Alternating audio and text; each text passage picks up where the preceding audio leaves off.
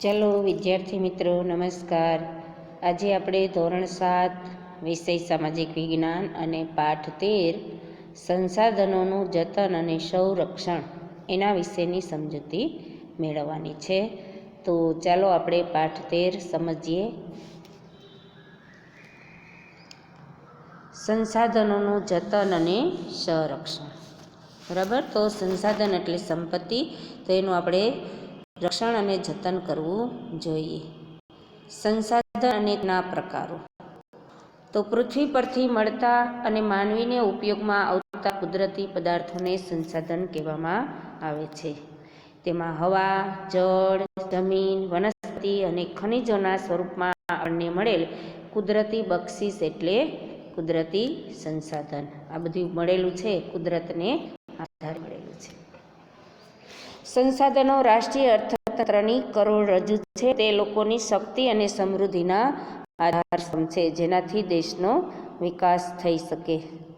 તો સંસાધનને અર્થતંત્રની કરોડરજ્જુ કહેવામાં આવે છે.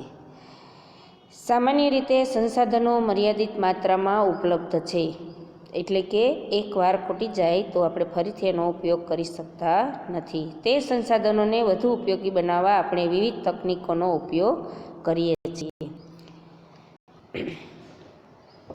સંસાધનો આપણને વિવિધ રીતે ઉપયોગી છે, દરેક સંસાધન અલગ અલગ રીતે.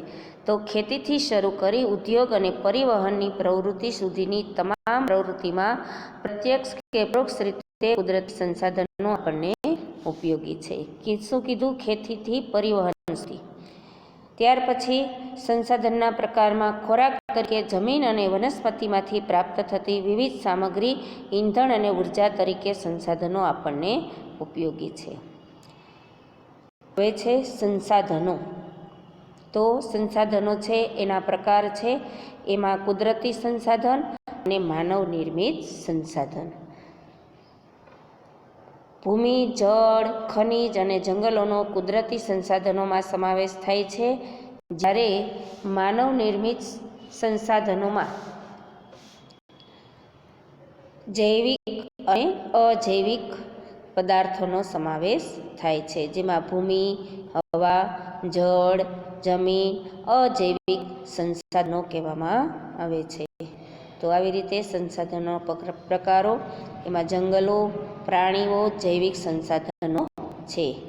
માનવીએ સર્જેલા ઔદ્યોગિક એકમો, સ્મારકો, ચિત્રકળા અને સામાજિક સંસ્થાઓ વગેરે માનવ નિર્મિત સંસાધનો છે.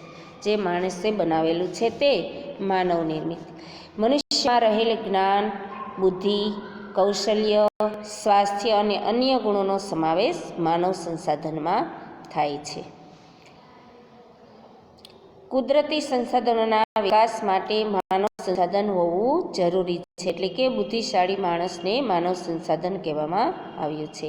કેટલાક એવા સંસાધનો છે જે ચોક્કસ સમયમાં સ્વયં નિર્માણ પામે છે, જેમાં ઝાડ, પાન, પશુ, પક્ષી વગેરેમાં પોતાની જાતે પેદા થવાની ક્ષમતા હોય છે. આમ વન અને વન્યજીવ ચોક્કસ સમયમાં નિર્માણ પામતા રહે છે. તો ઘણા સંસાધનો પોતાની રીતે જ આપમેળે જ ઉત્પન્ન થાય છે. હવે પછીનો મુદ્દો છે એ આપણે જોઈએ. સંસાધનોના સંરક્ષણમાં કુદરતી સંસાધનો મર્યાદિત છે, જ્યારે માનવની જરૂરિયાત કેવી છે? અમર્યાદિત. એટલે છેલ્લા કેટલાક વર્ષોથી તકનીકી એટલે કે ટેકનોલોજી ક્ષેત્રે થયેલા અસાધારણ વિકાસ અને વસ્તી વિસ્ફોટથી સંસાધનોનો ઉપયોગ ખૂબ વધી ગયો છે. આ પરિસ્થિતિ વિશે જો આપણે ગંભીરતાથી નહીં વિચારીએ તો આપણે તેના માઠા પરિણામો ભોગવવા પડશે. એટલે જ ભવિષ્યની પેઢીઓ માટે સંસાધનોનું રક્ષણ કરવું એ આપણી સૌની ફરજ છે. સંસાધનોનું રક્ષણ એટલે સંસાધનોનો વિવેકપૂર્ણ ઉપયોગ. બને એટલો આપણે કરકસરપૂર્વક ઉપયોગ કરવો જોઈએ. કેટલાક સંસાધનો પોતાની મેળે ચોક્કસ સમયમાં હિસ્સાની પૂર્તિ કરે છે અથવા ખૂટ હોય છે, જેને નવીનીકરણીય સંસાધનો કહેવામાં આવે છે. જંગલ છે, સૂર્યપ્રકાશ છે, વરસાદ છે, બરાબર. તો આ આપણને પૂર્તિ છે એ પૂરી કરે છે. ઘણા સંસાધનો એવા છે એકવાર વપરાયા પછી પુનઃ ઉપયોગમાં લઈ શકાતા નથી. પેટ્રોલ, ડીઝલ, કોલસો, તો તેને અનવીનીકરણીય સંસાધન કહેવામાં આવે છે, જેમ કે પેટ્રોલિયમ, ખનિજ કોલસો અને કુદરતી વાયુ. તો આ અનવીનીકરણ છે, એને આપણે ફરીથી મેળવી શકતા નથી. હવે આપણે જોઈએ સંસાધન. એમાં ભૂમિ સંસાધન, જંગલ સંસાધન, કૃષિ સંસાધન, જળ સંસાધન, પ્રાણી વન્ય જીવન સંસાધન, આ બધા સંસાધનના વિભાગ છે. તો આપણા માટે આ બધું સંસાધન. આ ઉપરાંત માનવી પણ સ્વયં એક સંસાધન જ છે. અને સંસાધનોની માલિકી, પુનઃપ્રાપ્યતા, વિતરણ ક્ષેત્રના આધારે પણ વર્ગીકૃત કરવામાં આવી છે. ફરીથી આપણે મેળવી શકીએ એને પુનઃપ્રાપ્ય કહેવામાં આવે છે. તો એના આધારે માહિતીને વર્ગીકૃત કરવામાં આવી છે. ચાલો એના પછીનો મુદ્દો આપણે પહેલાં જોવું, જમીનનું નિર્માણ. સામાન્ય રીતે ભૂસપાટીનું ઉપલું પડ જે વનસ્પતિ છે તેને આપણે જમીન કહીએ છીએ. બરાબર, આપણને ખ્યાલ જ છે કે જમીન કોને કહેવામાં આવે. જમીન પૃથ્વીના પોપડા પરના અનેકવિધ કણોથી બનેલું એક પાતળું પડ છે, જે અહીંયા બતાવવામાં છે. તો ખડકોના નાના મોટા ટુકડા, કાંકરા, માટીની રજ કે જે અજૈવિક છે તેને રેગોલિથ કહે છે, જેમાં જૈવિક દ્રવ્યો, હવા અને પાણી ભળતા જમીન બને છે. એમાં હવા, પાણી આ બધું ભળે છે અને એ જમીન બને છે. ખેતીના સંદર્ભમાં કોઈપણ દેશનો આર્થિક વિકાસ તે દેશની જમીનની ગુણવત્તા અને પ્રકાર પર આધાર રાખે છે. અહીંયા બધી જમીન બતાવવામાં આવી છે. ત્યાર પછી આપણે જોઈએ જમીનના પ્રકાર.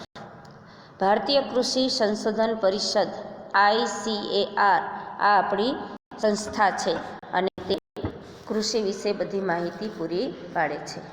તો એના દ્વારા જે માહિતી આપવામાં આવે છે એમાં જમીનના પ્રકાર, તો જમીનના 8 પ્રકાર છે.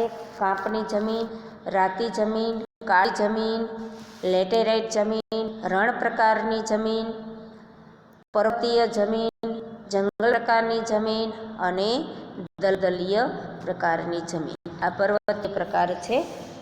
આ જંગલ પ્રકારની જમીન, જો વચ્ચે જગ્યા દેખાય છે એ કાપી અને ખેતી કરવામાં આવે છે. દલદલ પ્રકારની જમીન, કાદવ કીચડવાળી.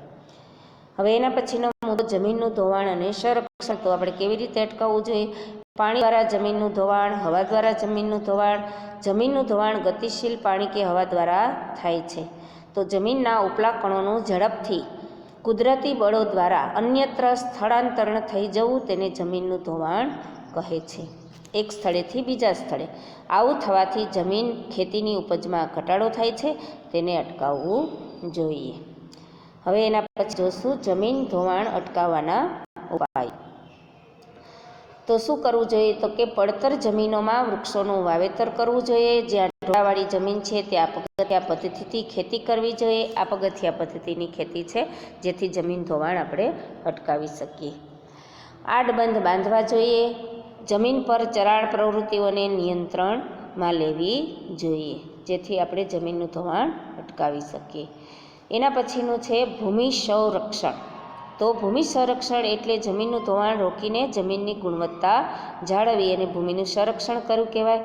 ભૂમિ સંરક્ષણ નદીના કોતરો અને પહાડી ઢોળાવો પર વૃક્ષો ઉછેરવા જેથી જમીન ધોવાણ અટકાવી શકીએ. રણની નજીકના ક્ષેત્રોમાં વાતા પવનને રોકવા વૃક્ષોની હારમાળા બાંધવી જાય એમ બતાવવામાં આવે છે જેથી રણ આગળ વધતું અટકાવી શકીએ.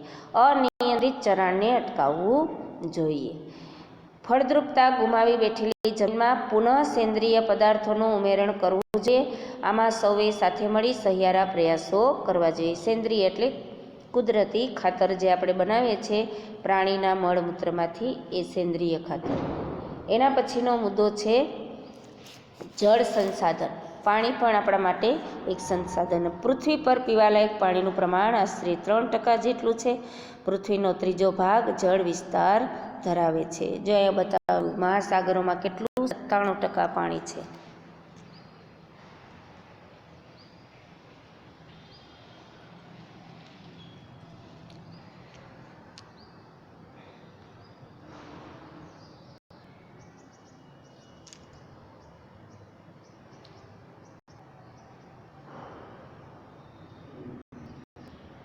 આ ભૂમિનું સંરક્ષણ પછી જળ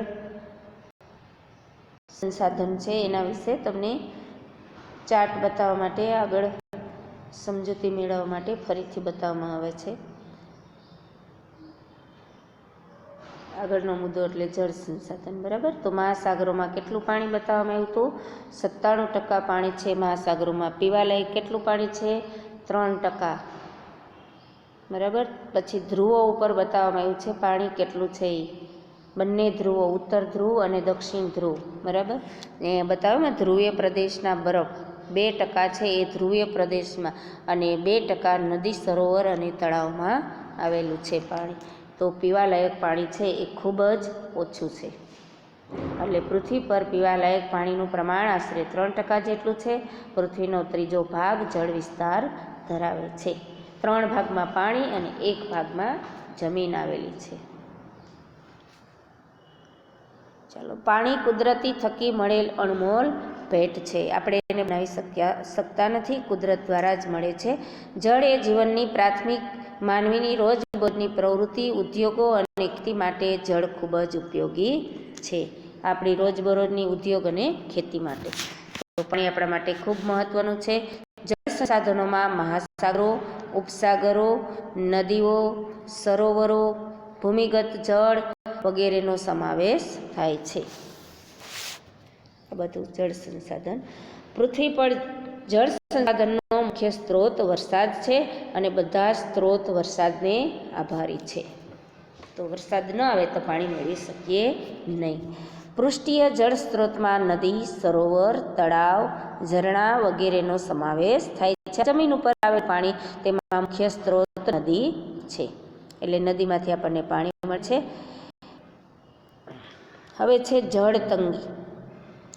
પાણી કુદરત થકી મળેલી અણમોલ ભેટ છે. તો આપણે શું કરવું જોઈએ એના માટે? તો વધતી જતી વસ્તી માટે અનાજની વધતી માંગ, રોકડિયા પાક ઉગાડવા, શહેરીકરણ અને ઊંચા જીવન ધોરણના પરિણામે પાણીની માંગ નિરંતર વધતી જાય છે. તો આ તંગી છે એને આપણે નિવારવી હોય તો શું કરવું? તે અનેક પ્રકારની ગંદકીની સફાઈમાં પણ ઉપયોગી છે. હાલમાં આપણા દેશના ઘણા ભાગોમાં જળ તંગીનું સંકટ વધતું જાય છે. પેય જળની અછત જોવા મળે છે. પેય જળ એટલે પીવા માટેનું પાણી છે, એની અછત જોવા મળે છે.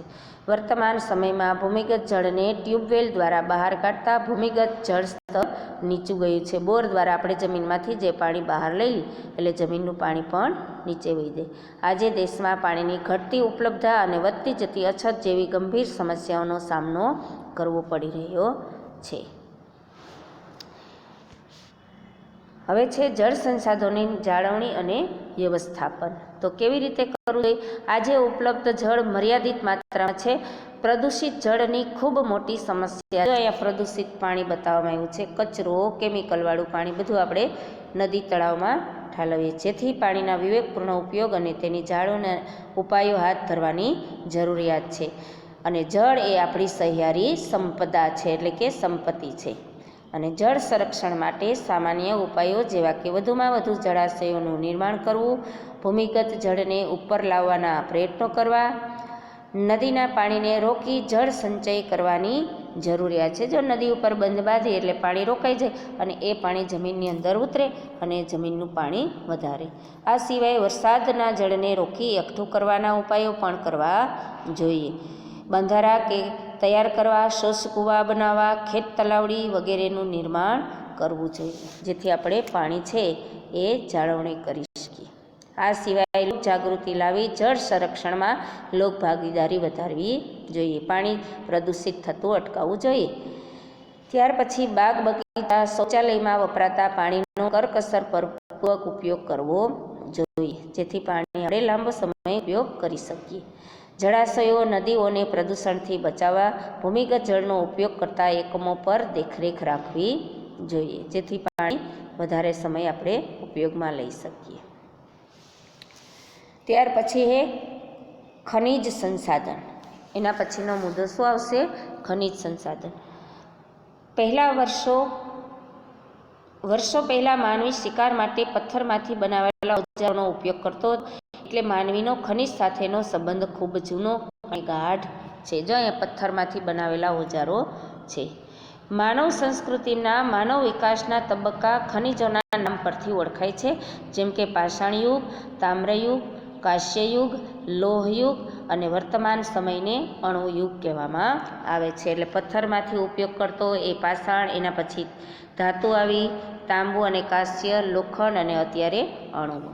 ઔદ્યોગિક ક્રાંતિ પછી ખનિજોનું મહત્ત્વ અનેક ગણું વધી ગયું છે। ઉત્તર ભારત પાસે પૂરતા પ્રમાણમાં ખનિજ સંપત્તિ હોવાથી વિદેશના દેશો સાથે ભારત પાસે પૂરતા પ્રમાણમાં ખનિજ સંપત્તિ હોવાથી વિશ્વના દેશો સાથે કદમ મિલાવી શકે છે। હવે છે ખનિજનું સંરક્ષણ। તો કેવી રીતે કરવું જોઈએ? ઔદ્યોગિક ક્રાંતિ પછી તકનીકી વિકાસ અને વધતી વસ્તીની માંગને કારણે કુદરતી સંસાધનનો ઉપભોગ એટલે કે ઉપયોગ ચરમસીમાએ પહોંચ્યો છે, એટલે કે એની કોઈ મર્યાદા નથી। ખૂબ ઉપયોગ વધી ગયો, જેથી કેટલાક ખનિજો ખૂટી જવાના ઊભો થયો છે, ભય ઊભો થયો છે। ખનિજ સંપત્તિનો આજે ખૂબ મોટા પ્રમાણમાં ઉપયોગ થવા લાગ્યો છે। પેટ્રોલિયમ પદાર્થો જેવા ખનિજ ખૂટી જવાના આરે આવીને ઊભા છે, જેથી ખનિજ સંસાધનોનો ખૂબ કરકસરભર્યો ઉપયોગ કરવો જોઈએ। તેનું સંરક્ષણ પણ એક પ્રકારની બચત જ છે। ખૂટી પડવાના આરે આવેલા ખનિજનો વિકલ્પ શોધાય એ પણ જરૂરી છે। તેનું સંરક્ષણ શક્ય હોય ત્યાં ખનિજોનો પુનઃ ઉપયોગ થઈ શકે તેવી પ્રક્રિયા કરવી જોઈએ, ફરીથી આપણે ઉપયોગમાં લઈ શકીએ એવી। હવે એના પછીનો મુદ્દો છે વન અને વન્યજીવ સંસાધન। માનવનું અસ્તિત્વ અને પ્રકૃતિ વિવિધ સંસાધનોને આભારી છે। માનવનું અસ્તિત્વ અને પ્રકૃતિ, તો કુદરત પાસેથી આપણને વિભિન્ન ચીજો મેળવી આપણી જરૂરિયાતો પૂર્ણ કરતા રહ્યા છીએ, જેમાં જંગલો અતિ મહત્વનું સંસાધન છે। તો કુદરત પાસેથી સાથે વન્યજીવન પણ નિરાળું અને વૈવિધ્યસભર છે। ભારતીય સંસ્કૃતિમાં પણ વનનું ખૂબ મહત્વ દર્શાવાયું છે, જે ઋષિમુનિઓ છે એ જંગલમાં વસવાટ કરતા અને શિક્ષા પણ ત્યાં જ આપતા, એટલે જંગલો આપણને અનેક રીતે ઉપયોગી છે। જંગલમાંથી મળતું શાક અને સાલનું લાકડું ઇમારતી લાકડા તરીકે વપરાય છે, તેમાંથી ઘરનું ફર્નિચર વગેરે બનાવવામાં આવે છે।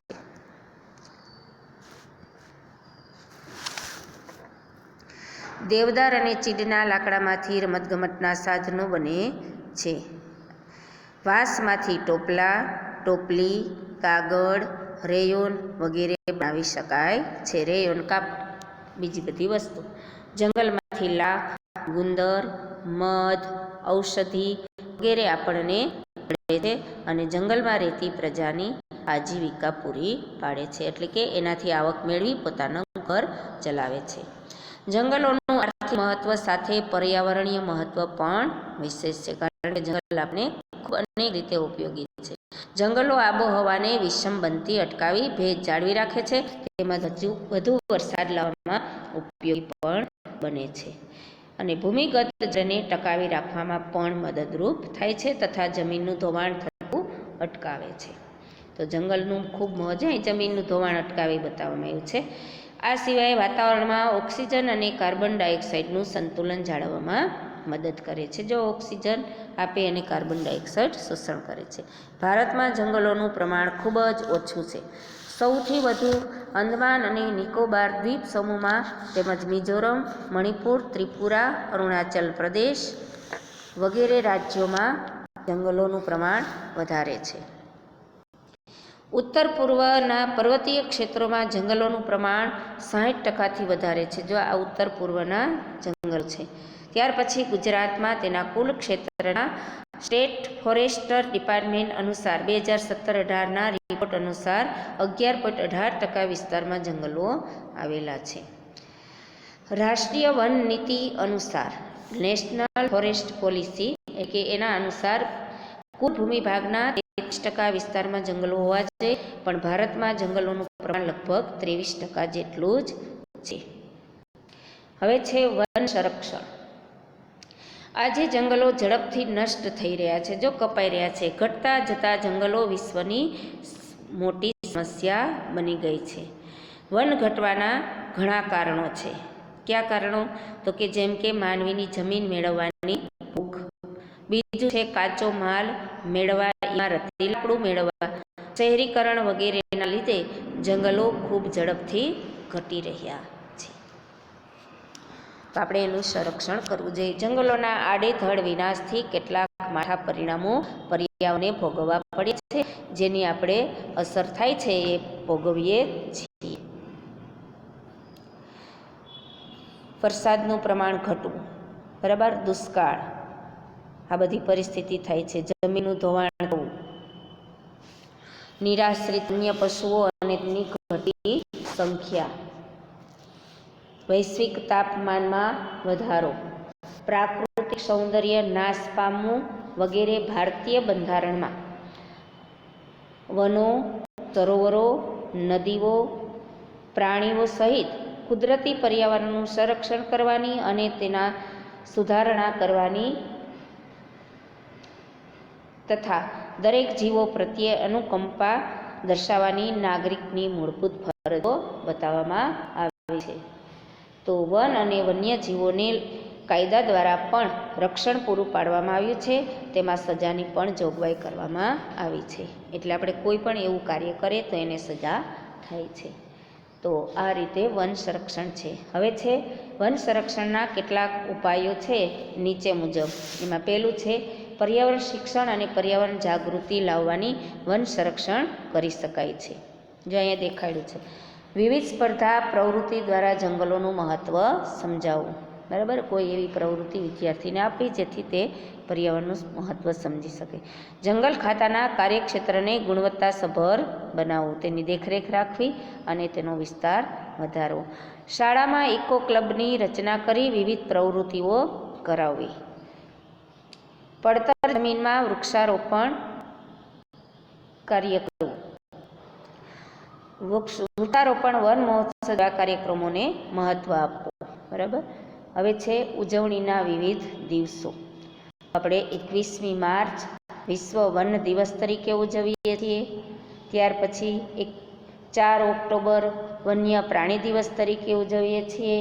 5મી જૂન પર્યાવરણ દિવસ તરીકે ઉજવીએ છીએ અને 29 ડિસેમ્બર જૈવ વિવિધતા દિવસ તરીકે ઉજવીએ છીએ. જેથી આવા દિવસોની ઉજવણી દ્વારા લોકજાગૃતિ લાવી શકાય. એના પછીનો મુદ્દો છે વન્યજીવ સંસાધન. ભારતનું વન્યજીવ વૈવિધ્યસભર છે. વિશ્વના વિવિધ જંતુઓ અને અનેકવિધ પ્રાણીઓની પ્રજાતિ ભારતમાં આવેલી છે. તેમાં પક્ષીઓ અને માછલીઓની પ્રજાતિ પણ ઘણું વૈવિધ્ય જોવા મળે છે. સરીસૃપ, સસ્તન વર્ગના અને ઉભયજીવી પ્રાણીઓમાં ભારે વૈવિધ્યતા જોવા મળે છે. જો અહીંયા સરીસૃપ પ્રાણીઓમાં બતાવવામાં આવ્યું છે કાચબો, દેડકો,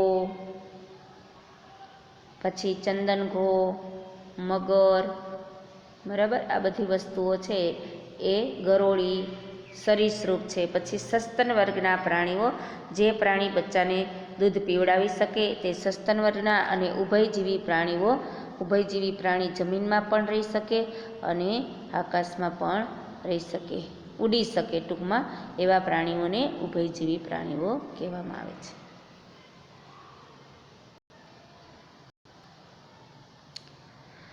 જમ્મુ કાશ્મીર અને લદ્દાખમાં કાશ્મીરી મૃગ, જંગલી બકરીઓ જોવા મળે છે. ઉત્તરાખંડ, કર્ણાટક, કેરળ, અસમ વગેરે રાજ્યોમાં હાથી જોવા મળે છે. એક શીંગી ગેંડો છે ભારતનું વિશિષ્ટ પ્રાણી છે. તે અસમ અને પશ્ચિમ બંગાળમાં જોવા મળે છે. જો અહીંયા. ત્યાર પછી ગુજરાતમાં કચ્છના નાના રણમાં અને તેને અડીને આવેલ ક્ષેત્રોમાં ઘુડખર એટલે કે જંગલી ગધેડા જોવા મળે છે. આ સિવાય ભારત જ એક એવો દેશ છે જ્યાં સિંહ, દીપડા અને વાઘ ત્રણેય જોવા મળે છે.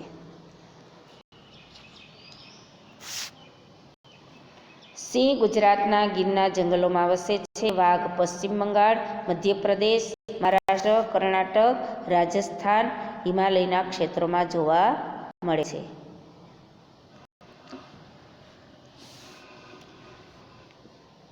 રોયલ બેંગાલ ટાઈગર, બંગાળનો વાઘ વિશ્વની 8 જાતિઓમાંનો એક છે, જે પશ્ચિમ બંગાળમાં જોવા મળે છે.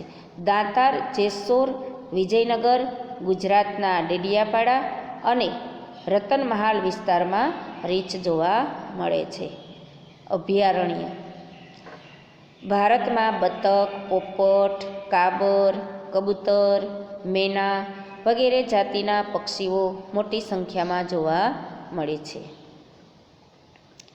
આ સિવાય ગુજરાતનું નળ સરોવર શિયાળામાં યાયાવર પક્ષીઓ માટે જાણીતું છે અને સુરખાબ ગુજરાતનું રાજ્ય પક્ષી છે.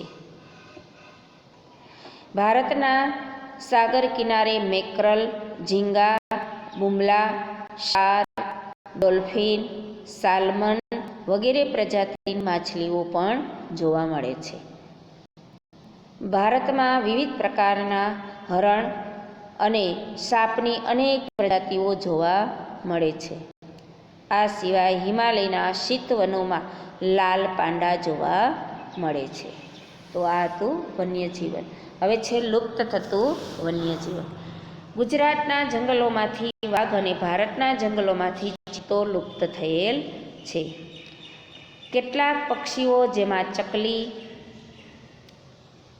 ગીધ, સારસ, ઘુવડ, ઘોરાડ અને ઘડિયાળ એટલે કે મગર, ગંગેય ડોલ્ફિન જેવા પ્રાણીઓ લુપ્ત થવાના આરે છે. ગંગેય ડોલ્ફિન એટલે ગંગા નદીમાં જોવા મળતી માછલી ડોલ્ફિન એ લુપ્ત થવાના.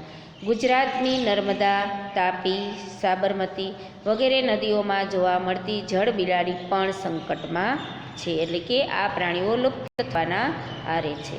હવે છે વન્યજીવન સંરક્ષણ. તો એના માટે શું કરવું જોઈએ? સદીઓથી વન્યજીવોના રક્ષણ માટે કાયદા બનાવવામાં આવ્યા છે. સમ્રાટ અશોકે વન્યજીવન સંરક્ષણ માટેના કાયદા કરાવ્યાની નોંધ ઇતિહાસમાં મળે છે.